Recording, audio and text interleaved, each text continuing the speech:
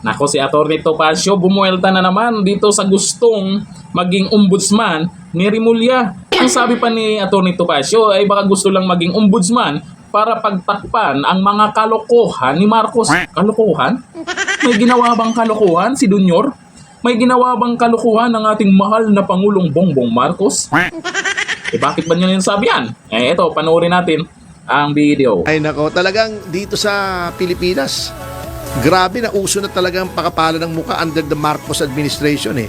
Parang si Boying Remulla, may mga kaso sa ombudsman, gustong mag-ombudsman. O nga. Grabe namang Yun nga kakapalan. po yung mga reaction ng netizen. Paano nangyari yun? The person who weaponized the DOJ, nababoy ang DOJ, ginamit ang mga batas laban sa kalaban ng gobyerno. Yun ang gagawin mong ombudsman. Anong gagawin noon? Obvious naman, di pagtakpan ang mga kalokohan ni Marcos even beyond its term hanggang 2028 kasi 7 years ang term ng ombudsman. Yes. Huwag naman, anak ng pating naman. Hindi ba kayo nahihiya sa mga sarili nyo? Sino Pambihira mag-appoint sa kanya? Siya mismo? Sa sarili Hindi, niya? dadaan sa JBC ang presidente mag-a-appoint. Kita nyo, tingnan nyo yung mga naging ombudsman. Tingnan mo yung listahan ng ombudsman. Sabihin na natin yung latest ombudsman. Si Martires. Si Martires ba ay miyembro ng gabinete? Hindi ng, po. nag-appoint sa kanya? Hindi. Hindi. Galing siya sa Supreme Court. Galing sa talaga. judiciary, neutral. Si Vasquez, Conrado Vasquez, the first ombudsman, very respected Yes. na mahistrado. Totoo. Pambihira. Di ba? Baka ngayon palang masira. Kaya nga Bago ito kita nyo kung gaano ka-ipokrito ito mga ito. Sabi nila noon, hindi daw maganda ang pagka-appoint kay Merceditas Gutierrez na ombudsman kasi tao ni GMA. So pinilit nila mag-resign. Bago ngayon gagayahin nyo. Dito mo kung gaano katigas sa mga pagbumuka niyan. Freycinet.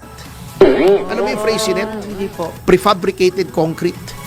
Yung ginagamit sa mga flyover, di ba? Pag may gumagawa ng flyover, makikita mo may tatak. Freycinet. Prefabricated concrete.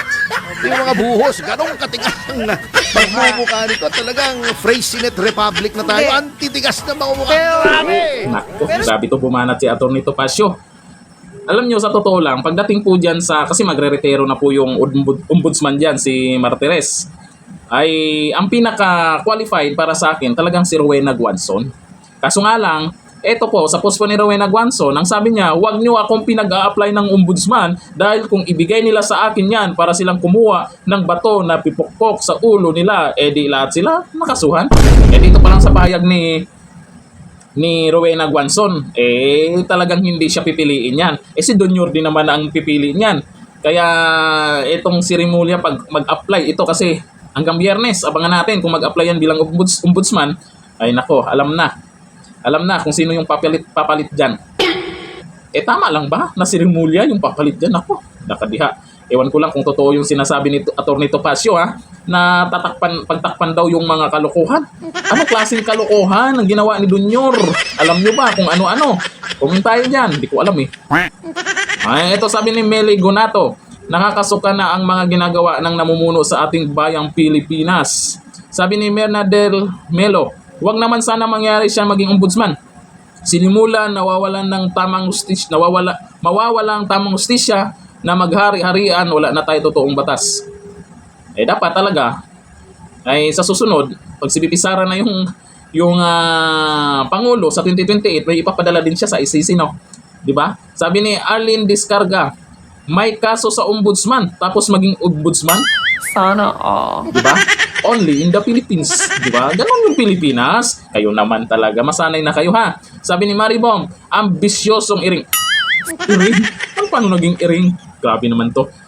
Abangan natin kasi wala pa naman. Gusto lang naman niya. Wala namang bawal kung sino yung pwedeng mag-apply.